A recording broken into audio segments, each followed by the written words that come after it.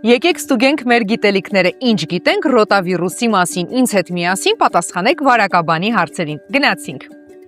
Որոնք են ռոտավիրուսի հիմնական ախտանշանները։ Ինձ թվում է փորլուծություն, որովայնի հատվածում միգուցե ցավեր եւ ջերմության բարձրացում։ Այո, ռոտավիրուսային վարակին շատ բնորոշ է փորլուծությունը, կարող է ուղեկցվել նաև ջերմությամբ եւ փորացավերով, սակայն նաև շատ բնորոշ են անզուսպ փսխումները, որոնք հենց հիվանդության սկզբից ի հայտ են գալիս։ Որ տարիքի երեխաների շրջանում է առավել ծանր ընթանում ռոտավիրուսային վարակը։